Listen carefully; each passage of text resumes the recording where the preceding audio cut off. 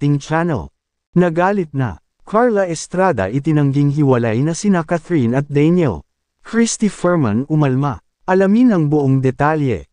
Pinalaga ng TV host-actress na si Carla Estrada ang kumakalat na balita ukol sa umano'y hiwalayan nina Daniel Padilla at Catherine Bernardo.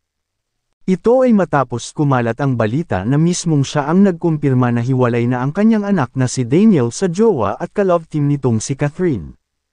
Ayon sa showbiz report ng kolumnistang si Christy Ferman na ipinalabas sa kanilang YouTube vlog na Showbiz Now na, kasama sina Romel Chica at Wendell Alvarez ay naiulat nitong hiwalay na ang dalawa at inamin daw ito mismo ni Carla.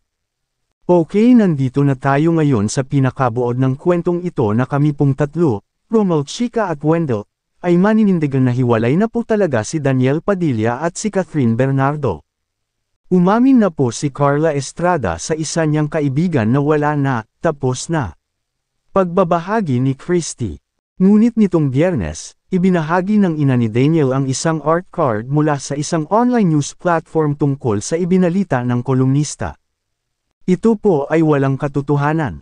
Kailanman ay hindi ko panghihimasukan o pangungunahan ang personal na buhay ng mga anak ko, saad ni Carla. Umani naman ang samot-saring komentong mula sa mga netizens lalo na sa mga fans ng Katniel ang naturang post ng TV host. Fans deserve to know kung hiwalay na ba o hindi. Kapag may movies yung Katniel todo support mga fans. I think deserve nilang malaman ang katotohanan, saad ng isang netizen. Comment naman ng isa, Mommy Carla sad talaga kami Katniel fan sa mga lumalabas na balita, pero di po ako naniniwala. Sana po magsalita na ang Katniel kung totoo po ba or hindi ang kumakalat na isyu.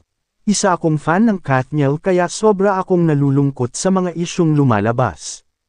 Please laban lang Katniel, marami kaming sumusuporta sa inyo, say naman ng isa.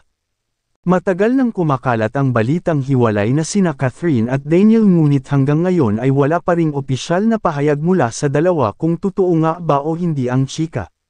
Marami na ring celebrities ang nadadamay sa isyu gaya ni Andrea Brillantes na in-unfollow naman recently ni Catherine sa Instagram. Mananatili namang bukas ang aming kupunan para sa pahayag ng mga kampong sangkot sa kasalukuyang isyu.